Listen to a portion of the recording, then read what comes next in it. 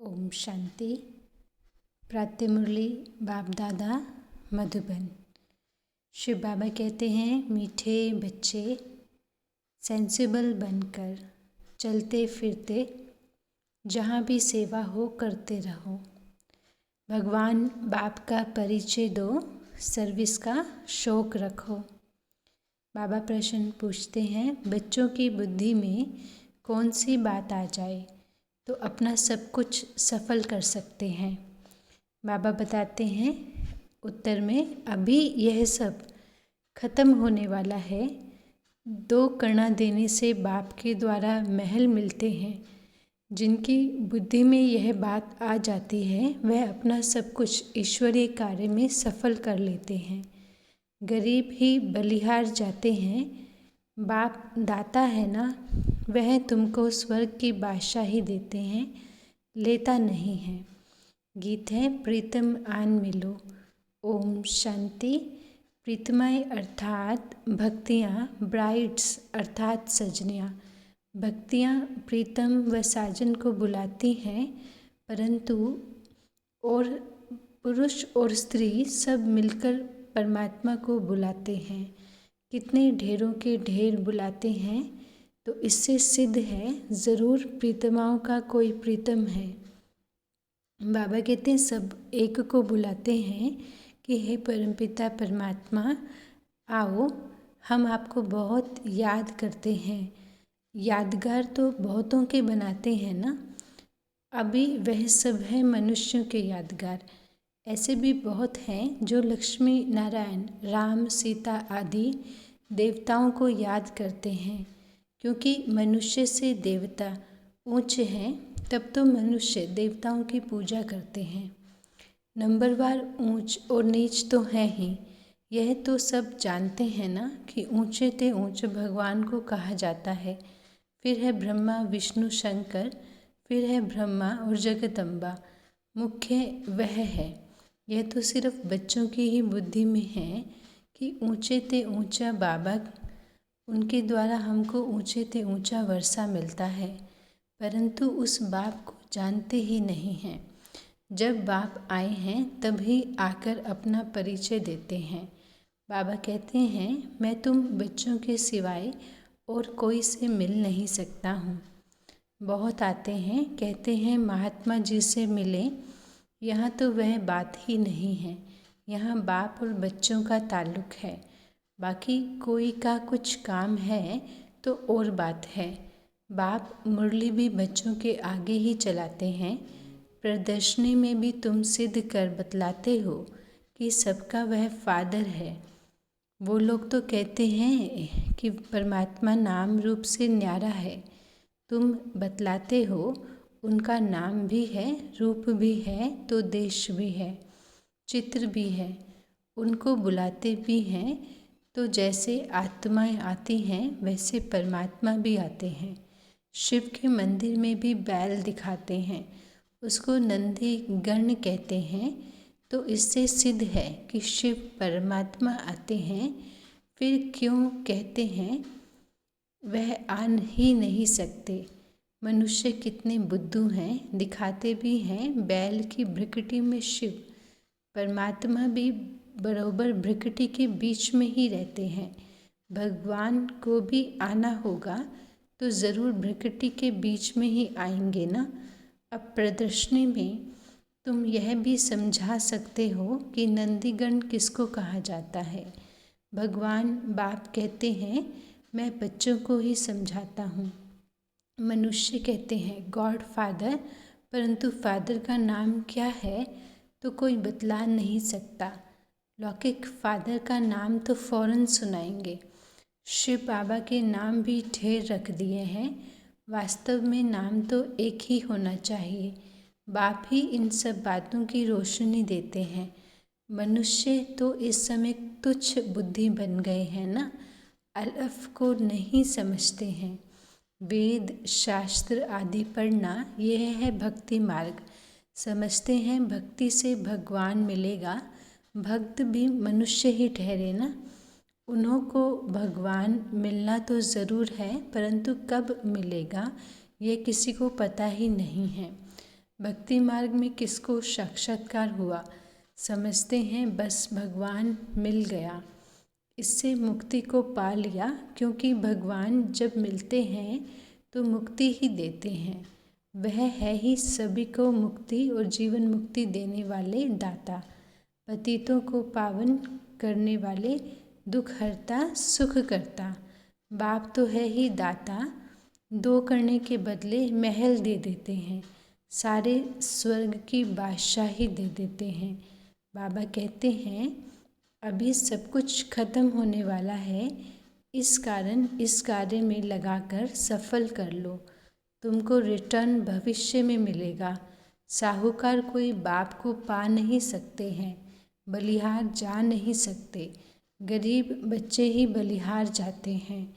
अगर कोई सेंसिबल होंगे तो रास्ते चलते भी सेवा कर सकते हैं। चलते चलते पहले किसका मित्र बन जाना चाहिए, फिर बैठकर ज्ञान सुनाना चाहिए। ज्ञान बिल्कुल ही सहज है, सिर्फ पूछो परमपिता परमात्मा का कभी नाम सुना है? कितनी फर्स्ट क्लास बात है। परमपिता कहने से वह सबका बाप हो जाता है।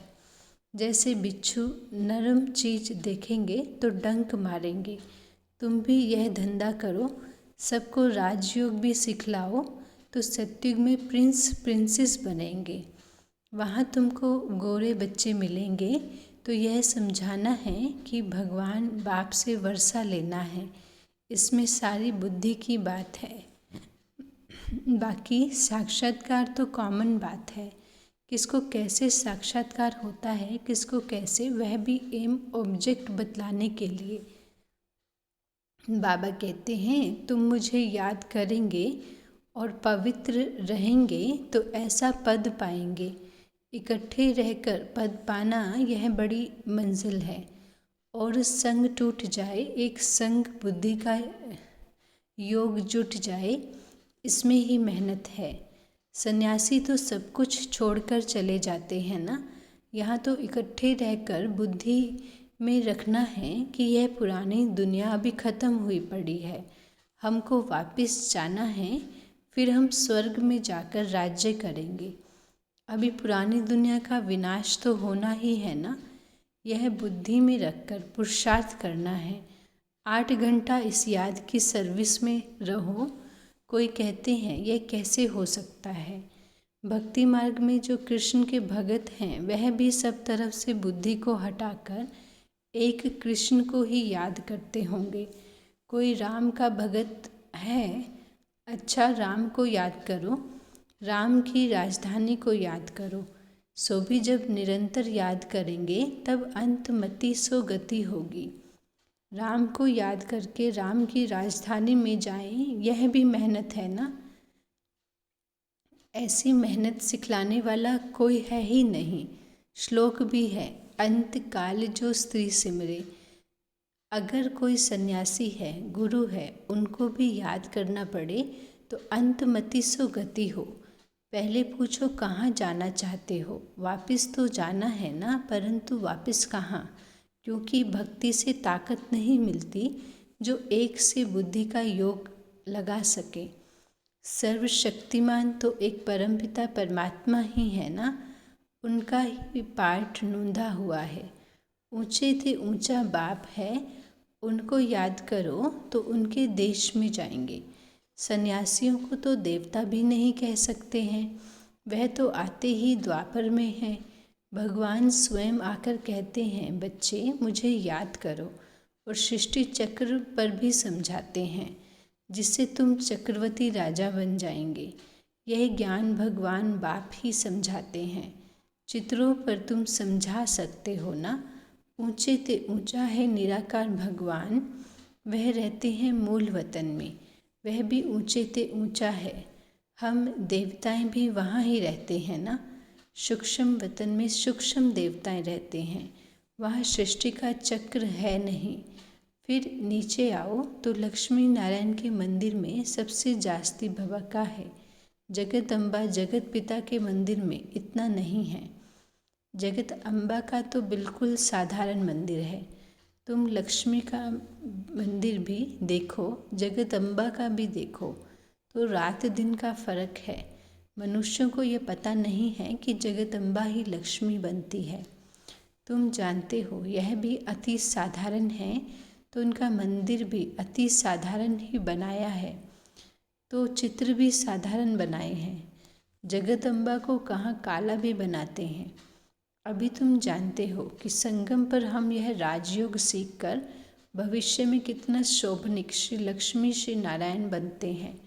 लिखा भी हुआ है, ब्रह्मा के द्वारा स्थापना सो तो ज्ञान से ही होती है ना। बाकी गऊ के मुख से अमृत आदि की कोई बात ही नहीं है। कृष्ण को भी संगम पर बाबा वर्षा देते हैं। संगम होने के कारण उन्होंने शिव के बदले श्री कृष्ण का नाम लिख दिया है। अब तुम जानते हो जगदम्बा ही लक्ष्मी बनती है और लक्ष्मी ही 84 जन्म लेकर जगदम्बा बनती है। यह है ब्रह्मा का कुल, सो फिर बनता है दैवी कुल। दैवी कुल के फिर 84 जन्म लेते हैं, तो अंत में आकर शूद्र कुल के बनते हैं। कितनी अच्छी अच्छी बातें हैं। धारणा नहीं होती है तो कहेंगे डल हेड है। ऐसे बहुत सेंटर्स हैं जो आप ही क्लास चला सकते हैं। गॉड फादर कहते हैं तेज बुद्धि स्टूडेंट बनो। सर्विसेबल बच्चों को कितना याद करते हैं, बुलाते हैं ना। बाप भी ऐसे बच्चों को याद करते हैं। स्कूल में कोई तेज होते हैं तो कोई डल भी होते हैं तो सभी बच्चे, परंतु किन्हों के इतने पाप किए हुए हैं जो पुण्य आत्मा बन नहीं सकते हैं, घड़ी घड़ी गिर पड़ते हैं। कितनी गुप्त खुशी रहनी चाहिए। अंधों की लाठी तो सिर्फ बाबा ही है ना, और कोई हो नहीं सकते। हे प्रभु, अंधों की लाठी तू ही है। यहाँ हर एक की इंडिविजुअल दवाई की जाती है। ज्ञान नैनहीन को अंधा कहा जाता है। कलयुग की रात में शिव बाबा आते हैं। कृष्ण रात्रि कहते हैं तो शिव की भी रात्रि है। अब शिव तो परमात्मा है ना, उनकी रात्रि कौन सी है। तुम जानते हो कलयुग के अंत और सत्युग के आदि को ही रात्रि कहा जाता है। भक्ति मार्ग के धक्के खाकर सब तंग हो गए हैं। या तो कहते हैं परमात्मा बेअंत है, या तो कहते हैं हम ही परमात्मा हैं। कितना समझाया जाता है। कोई कोई को सर्विस का बहुत शौक़ रहता है। बाबा को भी शौक़ है, परंतु बाबा कहाँ जाए। यह लो नहीं है। सन शोस फादर, बच्चे तो ढेर हैं, ढेर आते भी रहेंगे, क्यों में बाहर बैठ जाएंगे। पोप आया, कितने मनुष्य गए। यह तो सभी का बाप है ना। पोप को भी सद्गति देने वाला है। सच्ची सच्ची आशीर्वाद देने वाला बाप ही है। वह झूठी आशीर्वाद करते हैं। बीके को तो सबको ब्लेसिंग देनी है ना। ना समझने के कारण वह समझते हैं हम ब्लेसिंग करते हैं। यहाँ तो आते हैं, देखा जाता है। आशीर्वाद लेने के लायक है वह नहीं है। परमपिता परमात्मा की बुद्धि में जो है वह किसी की भी बुद्धि में नहीं है। बाबा कहते हैं यह आए तो हम इनको मुक्ति जीवन मुक्ति देवें। मनुष्य से देवता बनाए, स्वर्ग का सैंपलिंग लगना है तो है ना। हम समझ जाएंगे ये किस प्रकार का सैंपलिंग लग रहा है। तुम भी ऐसे समझो, कोई आए तो मुक्ति जीवन मुक्ति दे, कहते हैं हमको मुक्ति चाहिए। अच्छा, मुक्ति धाम को याद करेंगे तो मुक्ति मिलेगी। बाप को याद करो तो अंतमति सो गति हो जाएगी। अच्छा, मीठे मीठे सिकलदे बच्चों प्रति माता पिता बाप दादा का याद प्यार और गुड मॉर्निंग। रूहानी बाबा की रूहानी बच्चों को नमस्ते। हम रूहानी बच्चों की मीठे रूहानी बाबा को नमस्ते बाबा, गुड मॉर्निंग, शुक्रिया बाबा। धारणा के लिए मुख्य सार, कम से कम 8 घंटा इस याद की सर्विस में रहना है। इकट्ठे रहते हुए भी और संग तोड़कर एक संग जोड़ने की मेहनत करनी है। दूसरा पॉइंट है तेज बुद्धि स्टूडेंट बनना है, डल हेड नहीं बनना है। बाप के समान अंधों की लाठी बनकर सबको मुक्ति जीवन मुक्ति का रास्ता बताना है। वरदान है अल्पकाल के सहारे के किनारों को छोड़कर बाप को सहारा बनाने वाले यथार्थ पुरुषार्थी भव। बाबा कहते हैं बच्चे, अल्पकाल के आधारों का सहारा जिसको किनारा बनाकर रखा है, यह अल्पकाल के सहारे के किनारे अभी छोड़ दो। जब तक ये किनारे हैं तो सदा बाप का सहारा अनुभव नहीं हो सकता है, और बाप का सहारा नहीं है इसलिए हद के किनारों को सहारा बना लेते हैं। अल्पकाल की बातें धोखेबाज हैं, इसीलिए समय की तीव्र गति को देख अब इन किनारों से तीव्र उड़ान कर सेकंड में क्रॉस करो, तब कहेंगे यथार्थ पुरुषार्थी। स्लोगन है, कर्म और योग का बैलेंस रखना ही सफल कर्म योगी बनना है। ओम शांति।